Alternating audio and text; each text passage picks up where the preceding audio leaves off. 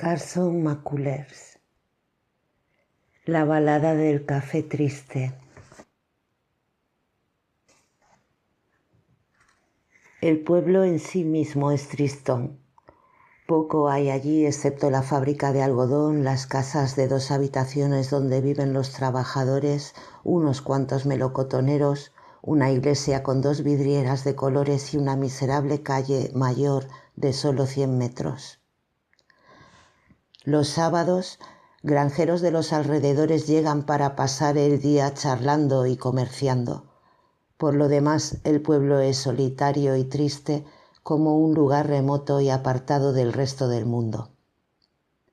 El apeadero de ferrocarril más cercano es Society City y las líneas de autocares Greyhound y White Bus pasan por la carretera de Fork Falls, que está a 3 millas de distancia. Los inviernos son cortos y crudos, los veranos de un blanco deslumbrante y de un calor abrasador. Si uno camina por la calle Mayor una tarde de agosto, no encuentra absolutamente nada que hacer. El edificio más grande, en pleno centro del pueblo, está condenado y cubierto con tablones y tan inclinado a la derecha que parece que va a derrumbarse de un momento a otro. La casa es muy vieja, tiene un aspecto extraño, agrietado, que resulta enigmático hasta que de pronto uno se da cuenta de que alguna vez, hace mucho tiempo, el lado derecho del porche y parte de la pared fueron pintados, pero el trabajo no se completó, de modo que un trozo de la casa es más oscuro y está más sucio que el otro. El edificio parece completamente abandonado. Sin embargo, en el piso de arriba hay una ventana que no está entablada. A veces, a última hora de la tarde, en el momento de más calor, una mano abre despacio los postigos y una cara asoma para mirar hacia la calle. Es una de esas caras terribles e indistintas que vemos en los sueños.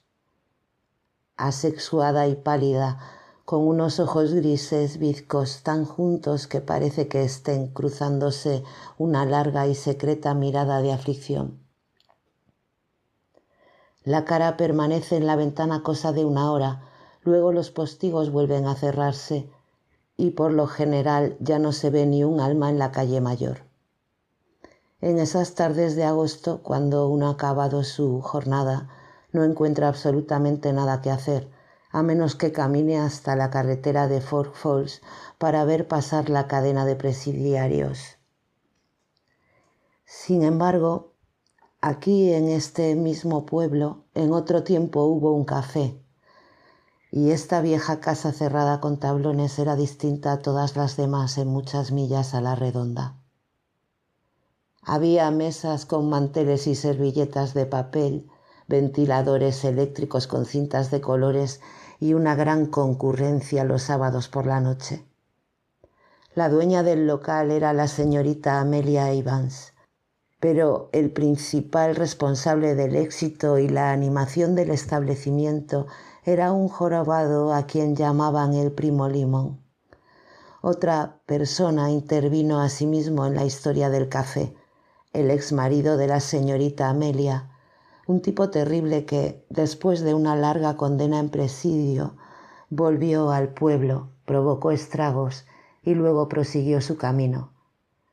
Hace tiempo que el café está cerrado, pero todavía se le recuerda. El local no había sido siempre un café. Cuando la señorita Amelia lo heredó de su padre, era un almacén de pienso, guano, harina y tabaco. La señorita Amelia era rica. Además del almacén, poseía una destilería situada a 3 millas del pueblo, junto a los pantanos, que fabricaba el mejor aguardiente de la región. Era una mujer alta y morena, con huesos y músculos de hombre. Llevaba el pelo corto y cepillado hacia atrás, y su rostro bronceado tenía un aire tenso y fatigado. Podría haber resultado guapa si ya entonces no hubiese sido ligeramente bizca. No le habrían faltado pretendientes, pero a la señorita Amelia no le importaba nada el amor de los hombres. Era una persona solitaria. Su matrimonio no tuvo ningún parecido con los que suelen celebrarse en el condado. Fue un matrimonio extraño y peligroso que solo duró 10 días y que dejó al pueblo entero perplejo y escandalizado. Si exceptuamos este extraño matrimonio, la señorita Amelia había vivido siempre sola. Pasaba muchas noches en su cobertizo de los pantanos, vestida con un mono y botas de agua, vigilando en silencio el fuego lento de la destilería. A la señorita Amelia se le daban muy bien los trabajos manuales y le sacaba provecho a todo. Vendía menudos de cerdo y salchichas en el pueblo vecino. En los días soleados de otoño molía sorgo y el almíbar de sus tinajas era de un dorado oscuro y tenía un sabor exquisito. En 2 semanas había construido un retrete de ladrillo detrás del almacén y era una hábil carpintera. Pero con la gente se sentía incómoda, pues a las personas, a no ser que sean débiles de carácter o que estén muy enfermas, no se les puede coger y manipular transformándolas de la noche a la mañana en algo más útil y provechoso. Así que la señorita Amelia solo utilizaba a la gente para hacer dinero a su costa, y desde luego lo conseguía. Hipotecas de cultivos y propiedades, un aserradero, dinero en el banco. Era la mujer más rica en muchas leguas a la redonda. Habría podido ser tan rica como un diputado de no contar con una única debilidad: su pasión por los pleitos y los tribunales. Se enzarzaba en largos y encarnizados litigios por cualquier tontería. Se decía que si la señorita Amelia tropezaba con una piedra en el camino, miraba instintivamente a su alrededor como buscando a quién poder demandar. Aparte de esos pleitos, llevaba una vida regular y cada día era muy parecido al anterior. Exceptuando aquellos 10 días de matrimonio, nada ocurrió que alterase su vida hasta la primavera en que la señorita Amelia cumplió 30 años. Fue a eso de la medianoche de un suave y tranquilo día de abril. El cielo tenía el color de los lirios azules de la ciénaga, la luna estaba clara y brillante. Aquella primavera la cosecha parecía prometedora y en las últimas semanas había habido un turno de noche en la fábrica de algodón. Junto al arroyo, la cuadrada fábrica de ladrillo brillaba con sus luces amarillas y sonaba el murmullo apagado y uniforme de los telares. Era una de esas noches en que da gusto oír a lo lejos, a través de los campos oscuros, la lenta canción de un negro enamorado. Una de esas noches en que es agradable sentarse en silencio con una guitarra o simplemente descansar a solas sin pensar en nada. Aquella noche la calle estaba desierta, pero el almacén de la señorita Amelia estaba iluminado y afuera, en el porche, había 5 personas. Una de ellas era Stumpy McPhail, un capataz de rostro colorado y manos delicadas y enrojecidas.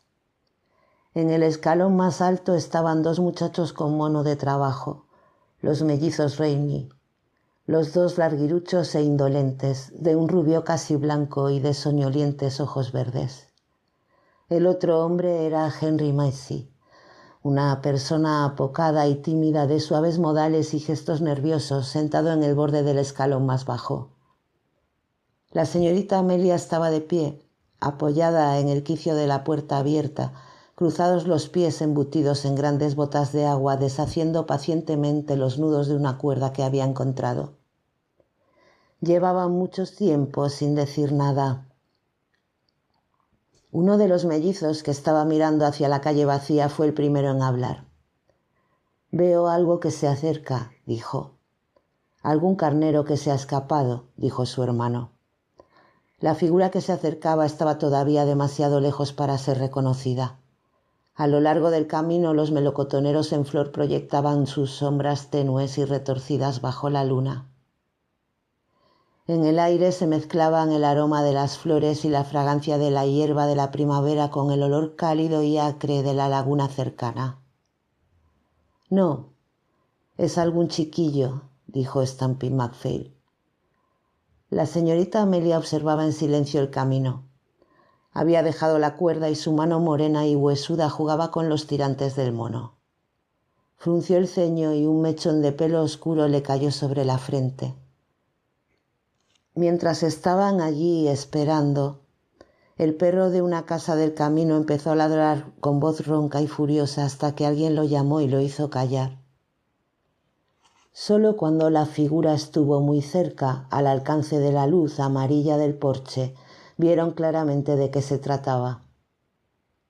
Era un forastero, y es raro que un forastero entre en el pueblo a pie y a esa hora. Además, el hombre era jorobado.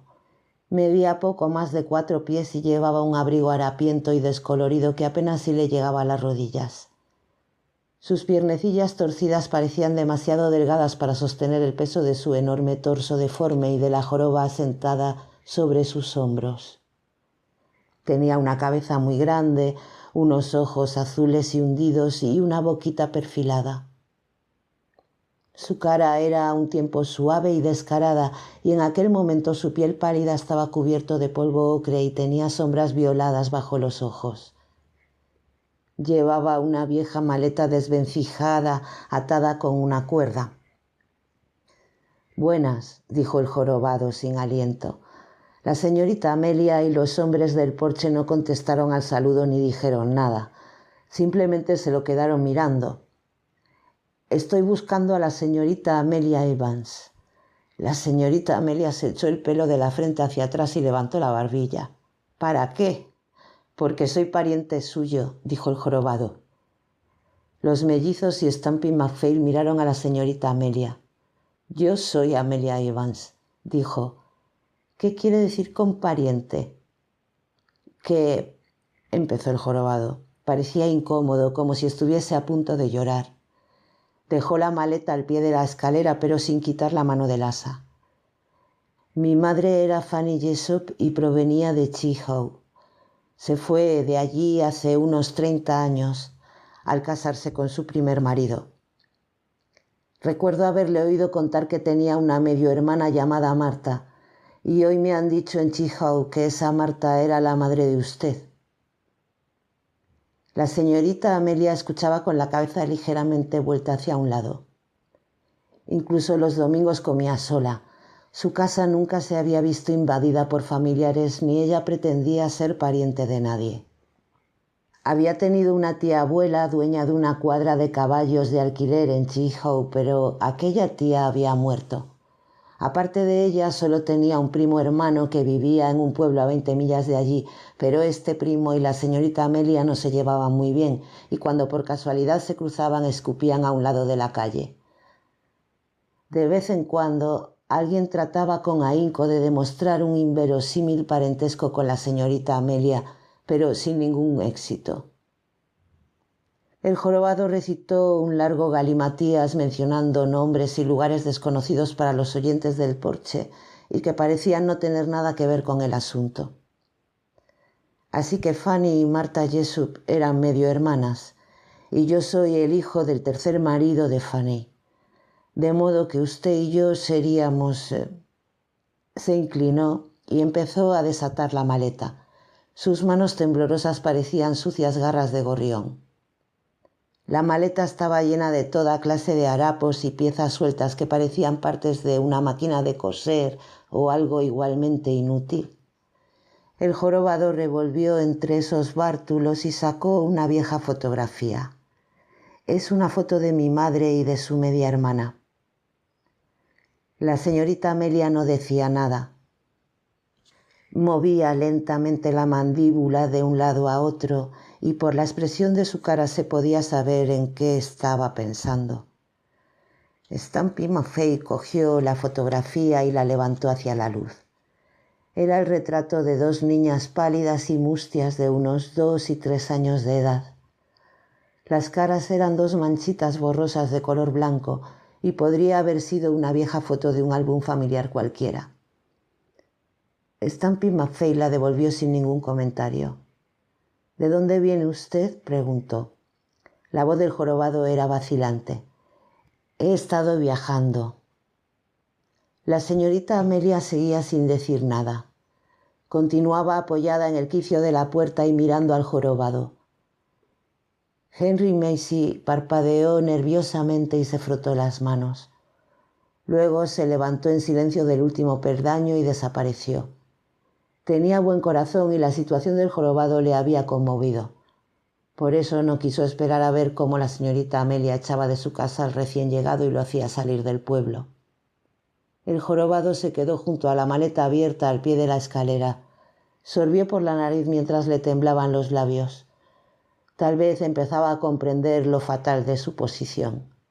Quizás se daba cuenta de cuán triste resultaba ser un forastero en ese pueblo con una maleta llena de cachivaches y pretender ser pariente de la señorita Amelia. En todo caso, se sentó en la escalera y de pronto se echó a llorar.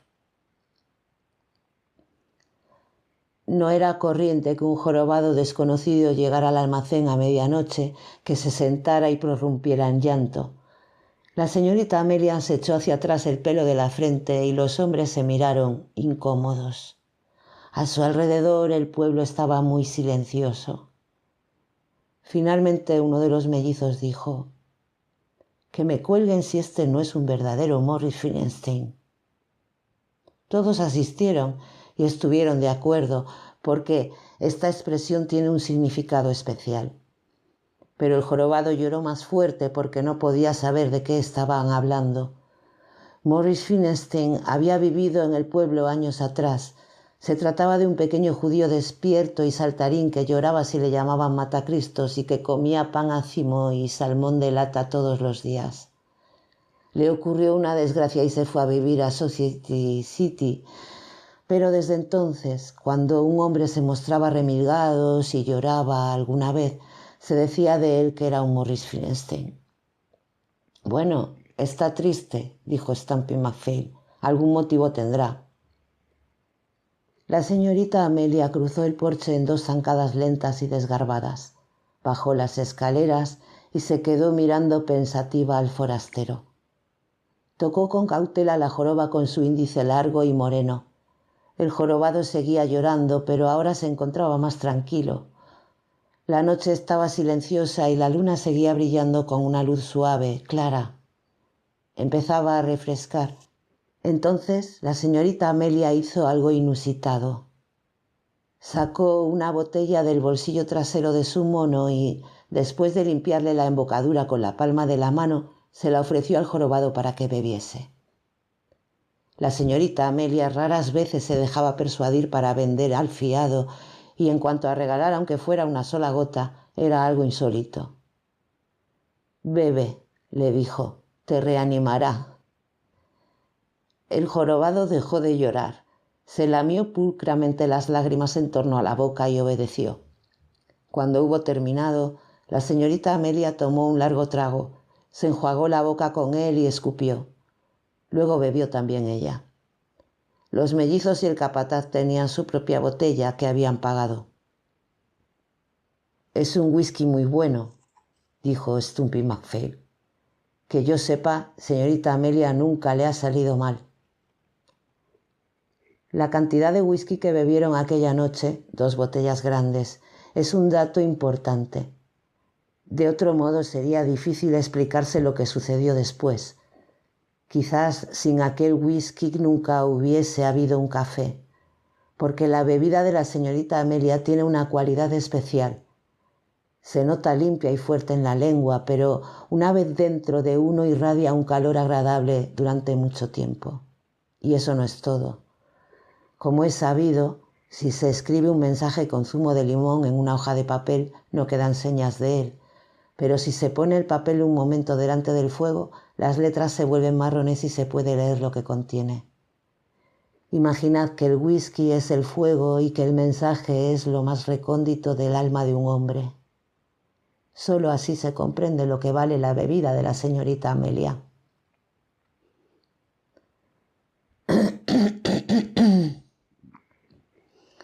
Cosas que han pasado inadvertidas, pensamientos ocultos en la profunda oscuridad de la mente, de pronto son reconocidos y comprendidos. Un obrero textil que no piensa más que en el telar en la friambrera, en la cama y vuelta al telar. Este obrero bebe unas copas el domingo y se tropieza con un lirio de la ciénaga. Y coge esta flor y la pone en la palma de su mano. Examina el delicado cáliz de oro y de pronto le invade una dulzura tan intensa como un dolor. Y ese obrero levanta de pronto la mirada y ve por primera vez el frío y misterioso resplandor del cielo de una noche de enero, y un profundo terror ante su propia pequeñez le oprime el corazón. Cosas como estas son las que ocurren cuando uno ha tomado la bebida de la señorita Amelia. Uno podría sufrir o podría consumirse de alegría, pero la experiencia le habrá mostrado la verdad, habrá calentado su alma y habrá visto el mensaje que se ocultaba en ella. Bebieron hasta pasada la medianoche. La luna se había nublado y la noche era fría y oscura. El jorobado seguía sentado al pie de la escalera, encorvado tristemente con la frente apoyada en las rodillas. La señorita Amelia tenía las manos metidas en los bolsillos y un pie apoyado en el segundo escalón. Había permanecido callada largo tiempo.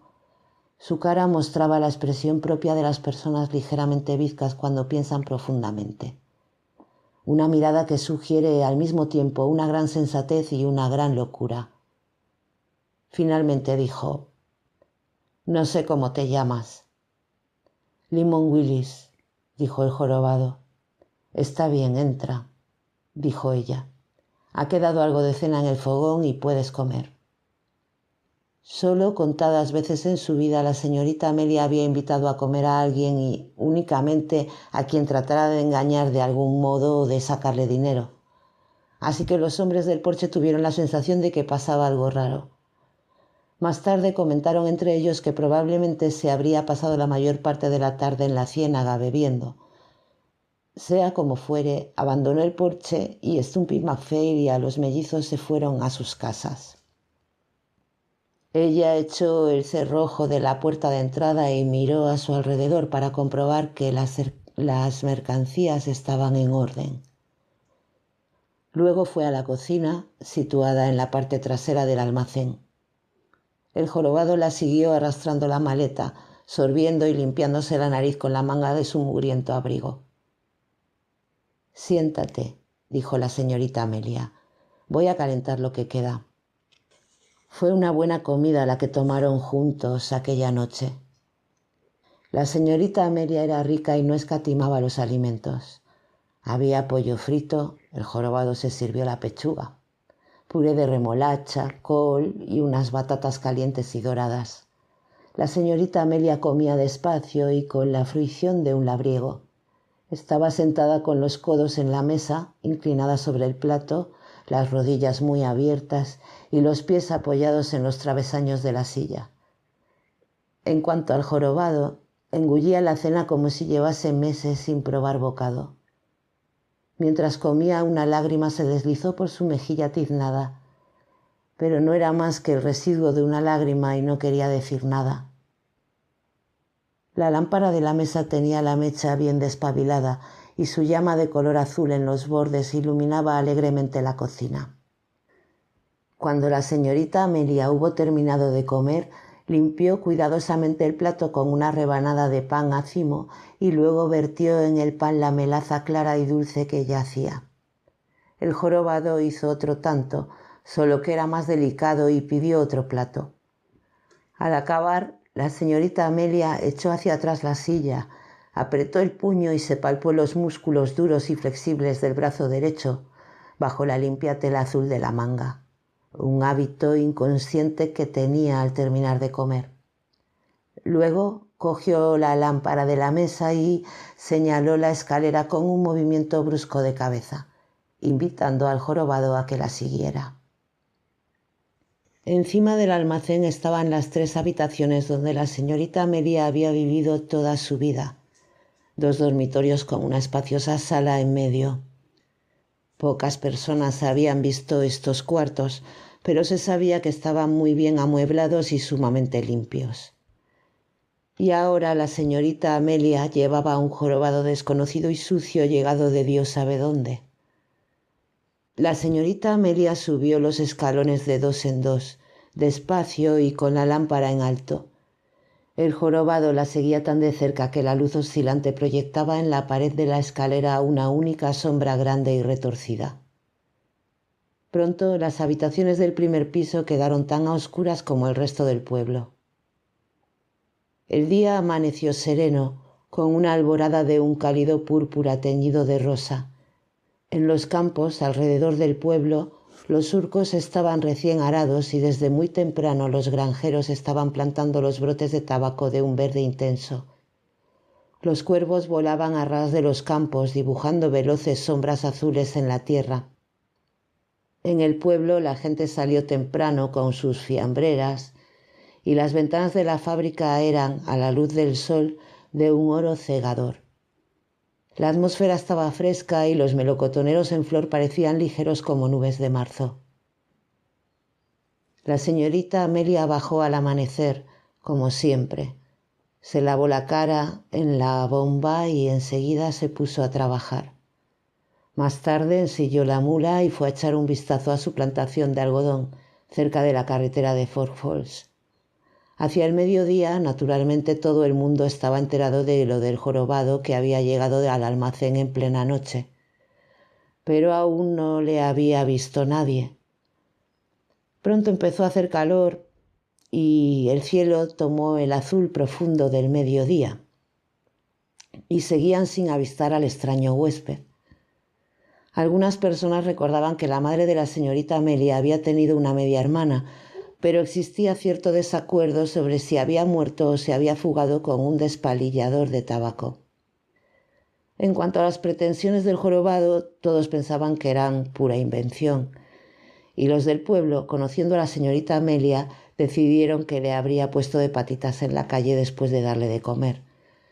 Pero hacia el atardecer, cuando el cielo había palidecido y se había hecho el cambio de turno, una mujer afirmó haber visto una cara torva en la ventana de una de las habitaciones de encima del almacén. En cuanto a la señorita Amelia, no decía nada. Estuvo despachando un rato en la tienda, discutió durante una hora con un agricultor sobre la esteba de un arado, arregló unas alambradas del gallinero, cerró hacia el anochecer y subió a sus habitaciones. El pueblo se quedó perplejo y lleno de comentarios. Al día siguiente, la señorita Amelia no abrió el almacén, sino que se encerró dentro sin hablar con nadie. Este fue el día en que empezó el rumor, un rumor tan terrible que conmovió al pueblo y a la comarca entera. El que inició el rumor fue un tejedor llamado Merle Ryan. Es un hombre insignificante, cetrino, lerdo y sin dientes. Tiene tercianas, lo que quiere decir que un día de cada 3 le sube la fiebre. De modo que durante 2 días está abatido y de mal humor, pero al tercer día se anima y a veces hasta se le ocurren 1 o 2 ideas. Casi siempre tonterías. Fue en uno de esos días de fiebre cuando se volvió de repente y dijo: «Yo sé lo que ha hecho la señorita Amelia. Ha matado a ese hombre por algo que tenía en la maleta». Lo dijo con voz tranquila, como quien se limita a constatar un hecho, y en menos de 1 hora la noticia había corrido ya por todo el pueblo. La historia que el pueblo elaboró ese día era feroz y malsana. No faltaba ningún detalle espeluznante. Un jorobado, un entierro a medianoche en la ciénaga, la señorita Amelia arrastrada por las calles del pueblo camino de la cárcel. Surgieron disputas en torno al posible destino de sus bienes, todo dicho en voz baja y repetido con detalles nuevos y fantásticos. Llovió y las mujeres se olvidaron de recoger la ropa tendida. 1 o 2 personas que debían dinero a la señorita Amelia incluso se pusieron el traje de domingo como si fuese un día de fiesta. La gente se apiñaba en la calle mayor, hablando y mirando hacia el almacén. Sería falso decir que todo el pueblo participó en aquel perverso festival. Hubo algunos hombres sensatos que razonaron que, con lo rica que era la señorita Amelia, no iba a tomarse la molestia de matar a un vagabundo por 4 trastos. El pueblo contaba con 3 personas buenas que no deseaban ese crimen, ni siquiera por el interés y la gran conmoción que pudiera despertar. No encontraban ningún placer en imaginar a la señorita Amelia agarrada a los barrotes del presidio y electrocutada después en Atlanta. Esta buena gente juzgaba a la señorita Amelia de otro modo que el resto de sus vecinos. Cuando una persona es en todo punto distinta a las demás y sus pecados son tantos que resulta difícil recordarlos todos al mismo tiempo, entonces esa persona requiere a todas luces un juicio especial. Recordaron que la señorita Amelia había nacido morena y un tanto rara de cara, que, huérfana de madre, había sido criada por su padre, un hombre solitario, que ya de muy joven llegó a medir 6 pies y 2 pulgadas, lo cual no es normal en una mujer, y que sus costumbres y estilo de vida eran demasiado extraños como para pretender explicarlos. Recordaron sobre todo la enigmática boda, que fue el escándalo más inconcebible ocurrido jamás en el pueblo. Esta buena gente sentía, pues, por ella algo semejante a la compasión. Y cuando se lanzaba a una de sus insensatas empresas, como irrumpir en una casa para llevarse a rastras una máquina de coser en pago de una deuda, o exaltarse con algún asunto de tipo legal, se llenaban de una mezcla de exasperación, de vaga desazón y de una profunda e indecible tristeza. Pero dejemos a esa buena gente, ya que eran solo 3 personas. El resto del pueblo estuvo regodeándose con el supuesto crimen toda la tarde. En cuanto a la señorita Amelia, por alguna extraña razón, parecía no darse cuenta de nada. Pasó la mayor parte del día en sus habitaciones. Cuando bajó al almacén se estuvo paseando tranquilamente, con las manos hundidas en los bolsillos del mono y la cabeza tan baja que la barbilla le desaparecía dentro del cuello de la camisa. No tenía ninguna mancha de sangre. Se paraba a menudo y se quedaba mirando sombría las grietas del suelo, retorciéndose un corto mechón de pelo y hablando consigo misma en voz baja. Pero la mayor parte del día la pasó arriba. Oscureció. Aquella tarde la lluvia había refrescado el ambiente y la noche era desolada y sombría como en invierno. No había estrellas en el cielo y caía una llovizna fina y helada. Vistas desde la calle, las lámparas de las casas parpadeaban con aire fúnebre.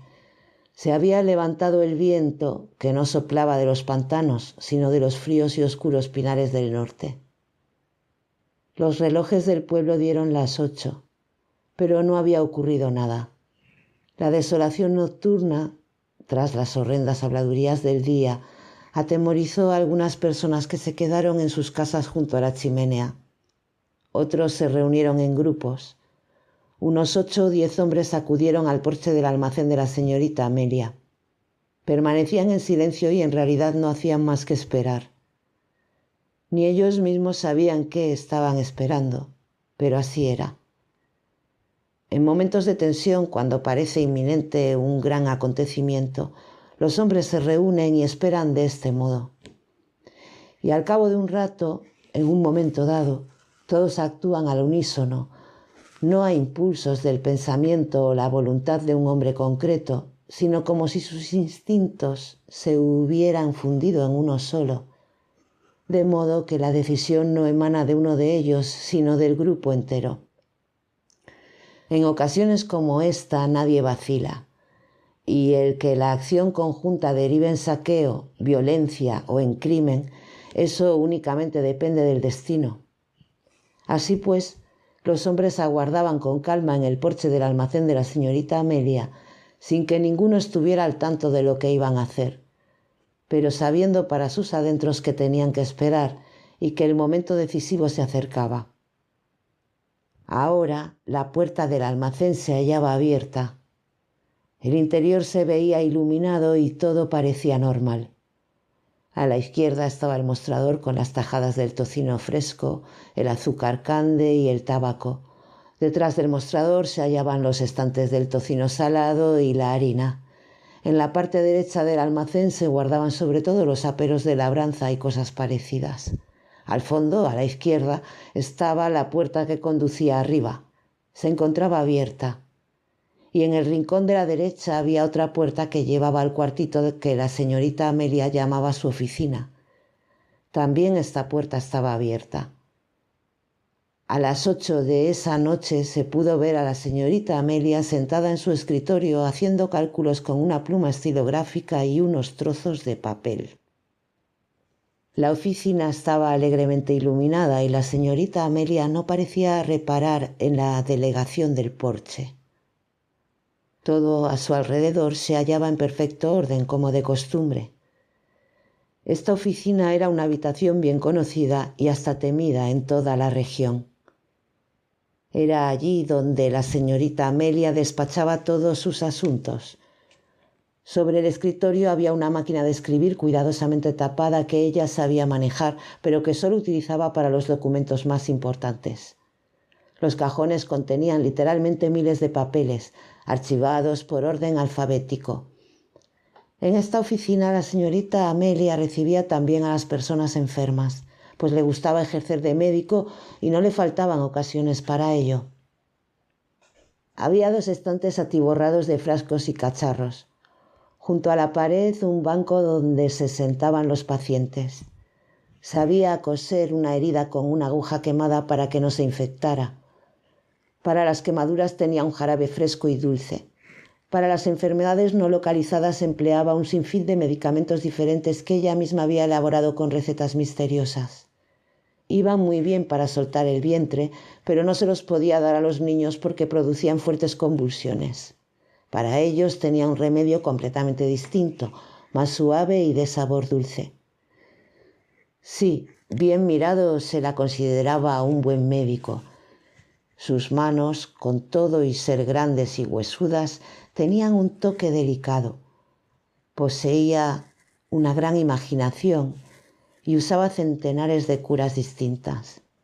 No titubeaba ante el tratamiento más peligroso y extraordinario, y no había ninguna enfermedad, por terrible que fuera, que no se comprometiese a curar, con una excepción. No podía hacer nada por las pacientes aquejadas de dolencias femeninas.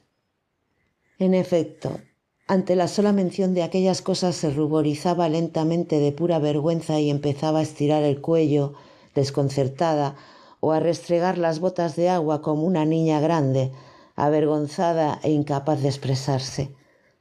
Pero para otros problemas la gente confiaba en ella. Nunca cobraba nada y siempre tenía un montón de pacientes. Aquella noche la señorita Amelia estuvo escribiendo durante largo rato con su pluma estilográfica, pero, sin embargo, no podía seguir haciendo caso omiso del grupo que esperaba en la oscuridad del porche, observándola. De vez en cuando levantaba los ojos y les miraba fijamente, pero no les preguntaba a gritos por qué estaban ganduleando en su almacén como una ridícula pandilla de cotorras. Tenía una expresión orgullosa y severa, como siempre que estaba sentada en el escritorio de su oficina. Al cabo de cierto tiempo, al verles allí atisbando, pareció molestarla. Se limpió la mejilla con un pañuelo rojo, se levantó y cerró la puerta de la oficina. Ahora bien, para el grupo del porche este gesto fue como una señal. Había llegado la hora. Habían estado de pie largo rato de espaldas a la noche cruda y sombría de la calle, habían esperado mucho y justo en aquel instante se le despertó el impulso de actuar. Repentinamente, como movidos por una misma voluntad, entraron en el almacén. En aquel momento los 8 hombres parecían todos iguales. Todos llevaban monos azules, la mayoría de ellos tenía el pelo blanquecino, las caras pálidas y la mirada fija y soñadora. Nadie sabe lo que hubieran podido hacer, pero entonces se oyó un ruido en lo alto de la escalera. Los hombres levantaron la vista y quedaron mudos de asombro. Era el jorobado, a quien ya daban por muerto. Además, el personaje no era en absoluto como se lo habían descrito. No se trataba de un mugriento y miserable parlanchín reducido a la miseria. En efecto, ninguno de ellos había visto nada igual hasta aquel momento. En la habitación reinaba un silencio de muerte. El jorobado descendió lentamente, con la arrogancia del que es dueño de cada tablón del suelo que está pisando. Había cambiado mucho durante esos días. Para empezar, iba increíblemente limpio. Todavía llevaba el abriguito, pero estaba cepillado y esmeradamente remendado. Debajo lucía una camisa de la señorita Amelia a cuadros rojos y negros. No llevaba pantalones como los de los hombres normales, sino un par de calzones ajustados que le llegaban a las rodillas. Cubría sus flacas piernas con unas medias negras y los zapatos eran de un modelo especial, de una forma rara, con cordones hasta los tobillos y recién limpiados y abrillantados con cera. En torno al cuello llevaba un chal de lana de un color verde lima que le cubría casi por completo las grandes orejas pálidas y cuyos flecos rozaban el suelo. El jorobado bajó al almacén pavoneándose con unos pasitos tiesos y se paró en el centro del grupo. Los hombres le abrieron paso y se quedaron a su alrededor mirándole con los brazos caídos y los ojos muy abiertos. También el jorobado se comportó de un modo raro. Los contempló fijamente por turno al nivel de sus propios ojos, que quedaban a la altura del cinturón de un hombre normal. Luego, con perspicaz lentitud, fue examinando la parte inferior de cada uno, desde la cintura hasta la suela de los zapatos. Cuando se sintió satisfecho, cerró un momento los ojos y meneó la cabeza como si, en su opinión, lo que había visto no valiera gran cosa. Luego, con aplomo, y solo para confirmar su superioridad, echó la cabeza hacia atrás y abarcó con una larga mirada el círculo de caras que le rodeaba.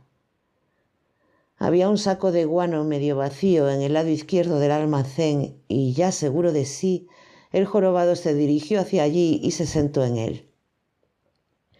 Una vez cómodamente instalado, con las cortas piernecitas cruzadas, sacó un objeto del bolsillo del abrigo. Los hombres del almacén tardaron cierto tiempo en recuperar su aplomo. Merle Ryan, el de las tercianas, que había lanzado el rumor aquel día, fue el primero en hablar. Miró el objeto que el jorobado tenía entre las manos y dijo en voz muy baja: «¿Qué es eso?». Todos sabían lo que el jorobado estaba manoseando. Era una tabaquera que había pertenecido al padre de la señorita Amelia.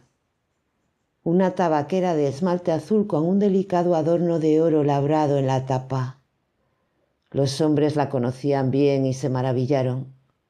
Miraron cautelosamente la puerta de la oficina y oyeron a la señorita Amelia que silbaba por lo bajo. «Sí». «¿Qué es eso, cacahuete?». El jorobado alzó rápidamente los ojos y frunció la boca. «Toma, es un cebo para cazar entrometidos». El jorobado revolvió en la caja con sus deditos diminutos y se llevó algo a la boca, pero no ofreció a nadie. Ni siquiera era rapé lo que estaba tomando, sino una mezcla de azúcar y cacao. Pero lo consumía como si fuese rapé, metiéndose una bolita bajo el labio inferior y lamiéndola con esmero de un rápido lengüetazo, lo que le obligaba a hacer frecuentes muecas. «Siempre siento un amargar en la boca», dijo a modo de explicación. «Por eso tomo esta especie de rapé dulce». Los hombres seguían agrupados a su alrededor, sintiéndose un tanto torpes y desconcertados. Esta sensación no llegó a desaparecer del todo, pero pronto fue mitigada por una atmósfera de intimidad en la habitación y una vaga impresión de fiesta. Pues bien, los nombres de los que componían el grupo aquella noche eran los siguientes: Hasty Malone, Robert Cadver-Hale, Merle Ryan, Reverendo T.M. Willing, Rosser Klein, Rip Welborn, Henry Ford Cream y Horace Wells. Como ya se ha dicho, con excepción del reverendo Willing, todos tienen muchos rasgos comunes.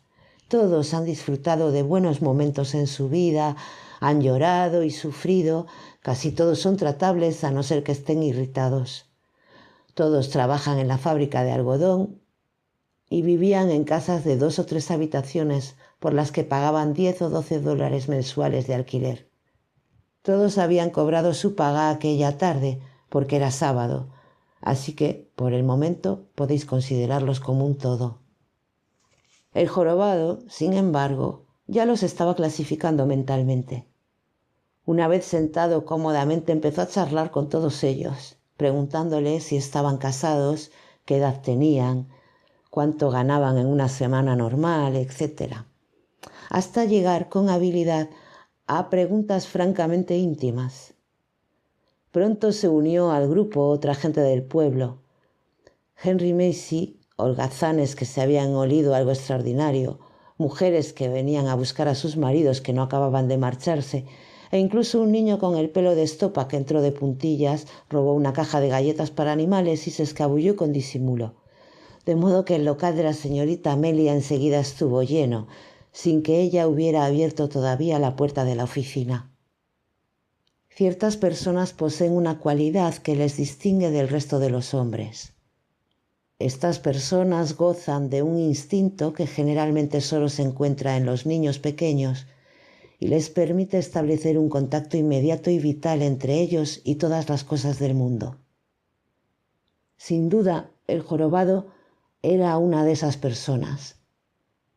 No llevaba más de media hora en el almacén y ya se había creado una comunicación inmediata entre él y cada uno de los individuos.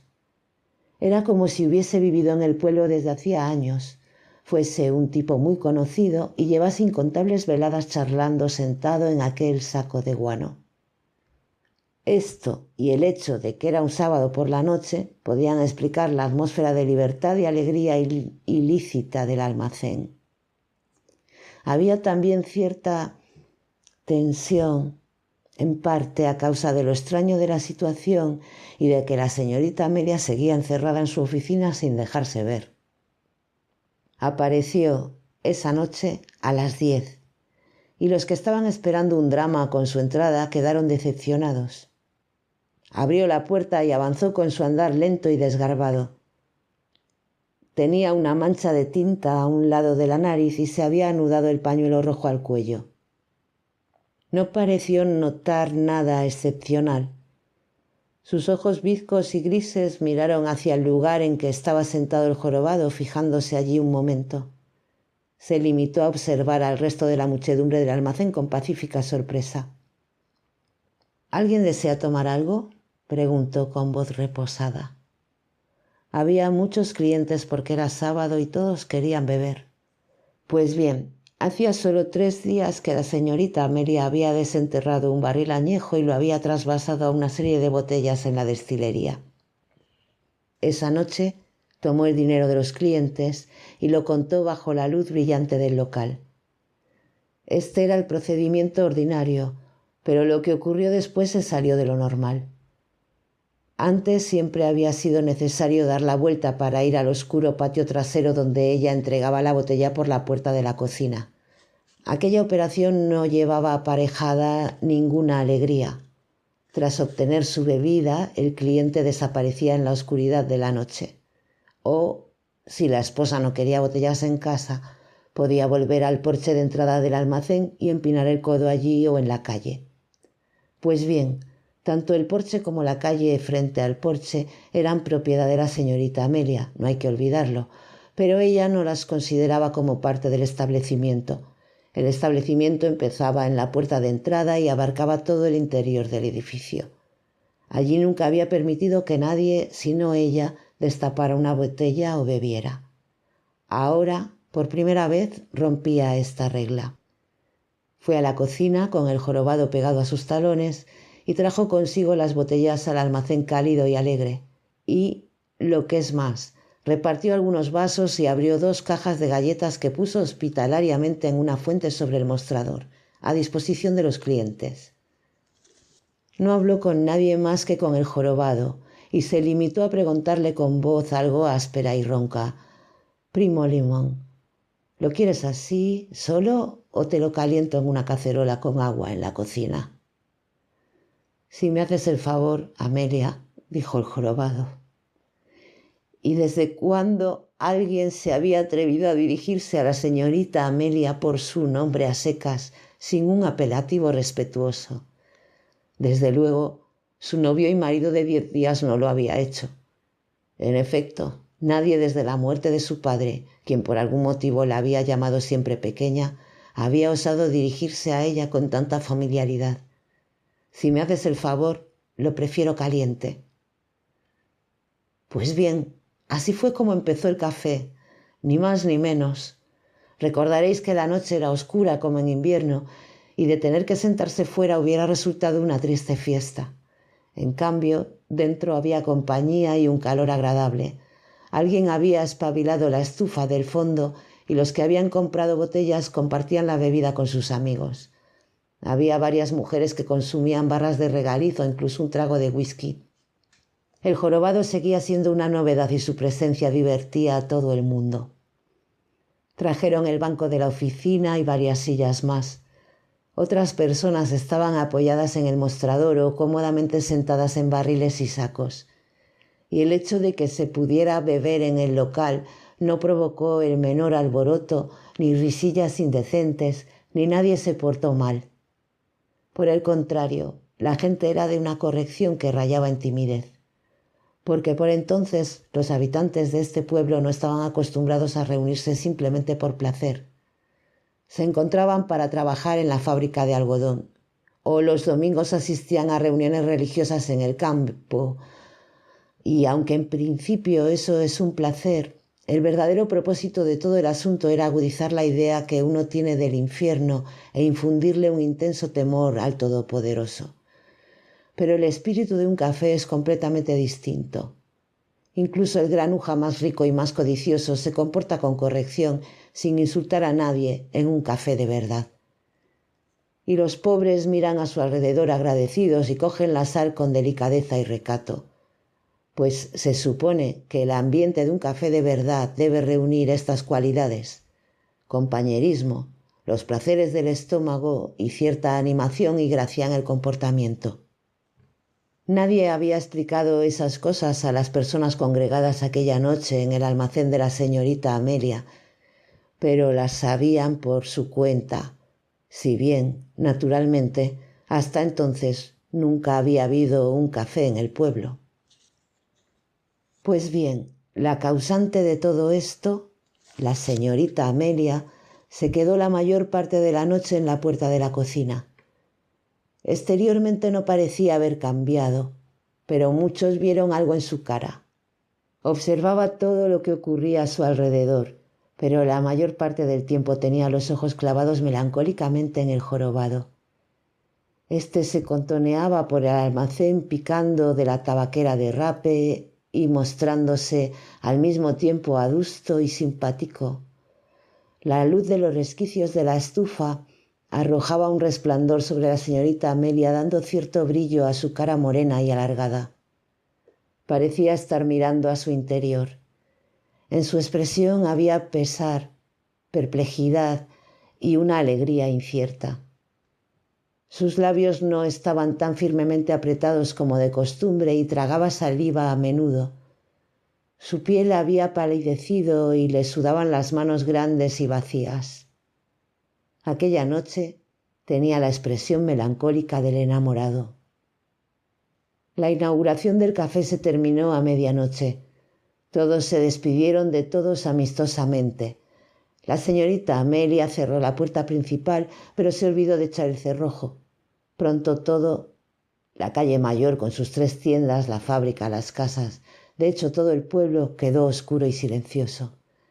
Y así terminaron 3 días con sus noches en los que había tenido lugar la llegada de un forastero, un alborozo impío y el comienzo del café. Pues bien, dejemos transcurrir el tiempo, porque los 4 años siguientes fueron muy parecidos. Hubo grandes cambios, pero estos cambios se fueron produciendo poco a poco, de modo que cada paso en sí mismo parecía no tener importancia. El jorobado siguió viviendo con la señorita Amelia. El café fue ampliándose paulatinamente. La señorita Amelia empezó a vender la bebida por vasos y pusieron algunas mesas en el almacén. Todas las noches había clientes y los sábados se llenaba. La señorita Amelia se puso a servir cenas de pescado frito a 15 centavos el plato. El jorobado consiguió convencerla para que comprara una hermosa pianola. A los 2 años el local ya no era un almacén, sino que se había convertido en un verdadero café, abierto todas las tardes de las 6 hasta la medianoche. Todas las noches el jorobado bajaba la escalera con aire de estar muy pagado de sí mismo. Siempre olía un poco a hojas de nabo, ya que la señorita Amelia le atiborraba mañana y noche de caldo para darle fuerzas. Le mimaba hasta extremos inconcebibles, pero nada parecía fortalecerle. La comida no hacía más que engordarle la joroba y la cabeza, mientras que el resto seguía enclenque y deforme. La señorita Amelia tenía el aspecto de siempre. Durante la semana seguía llevando sus botas de agua y el mono de trabajo, y los domingos se ponía un vestido rojo oscuro que le colgaba de una manera muy extraña. Pero sus modales y sus costumbres habían cambiado mucho. Todavía le encantaba embarcarse en pleitos feroces, pero ya no era tan rápida en engañar al prójimo y en exigirle plazos crueles. Como el jorobado era tan sociable, la señorita Amelia incluso empezó a salir un poco, a reuniones evangelistas, a funerales y cosas así. Sus actividades médicas seguían teniendo el éxito de siempre y su bebida era mejor que nunca, de ser eso posible. En cuanto al café, resultaba lucrativo y era el único lugar de esparcimiento en muchas leguas a la redonda. Así que, de momento, considerad estos años desde diversos e inconexos ángulos. Ved salir a la señorita Amelia en una roja mañana de invierno camino de los pinares para cazar con el jorobado, pisándole los talones. Vedles trabajar en la finca. El primo Limón se limita a estar allí sin hacer absolutamente nada, pero siempre está alerta para señalar el menor signo de holgazanería en los peones. En las tardes de otoño se sientan en los escalones de atrás cortando caña de azúcar. Los deslumbradores días de verano los pasan en la ciénaga donde los cipreses son un intenso verdinegro y reina una oscuridad soñolienta bajo la enmarañada vegetación. Cuando el sendero atraviesa un pantano o un charco de agua negruzca, la señorita Amelia se agacha para que el primo Limón trepe a su espalda. Y miradla cómo vadea el agua con el jorobado instalado sobre sus hombros, agarrado a sus orejas o a su ancha frente. De vez en cuando la señorita Amelia le da a la manivela del viejo Ford que ha comprado e invita al primo Limón al cine en Chihoe, a alguna feria o a una riña de gallos. Al jorobado le gustan con pasión los espectáculos. Naturalmente, todas las mañanas están en el café y con frecuencia pasan horas enteras sentados frente a la chimenea de la sala de arriba, porque por las noches el jorobado se suele encontrar mal y le horroriza estar echado en la oscuridad. Tiene un profundo miedo a la muerte y la señorita Amelia no quiere dejarlo a solas con este terror. Incluso se podría pensar que la instalación del café se debe principalmente a este motivo, a que le proporciona compañía y entretenimiento y le ayuda a pasar la noche. Componed con estas instantáneas una imagen de estos años en su conjunto y por el momento dejémosla reposar.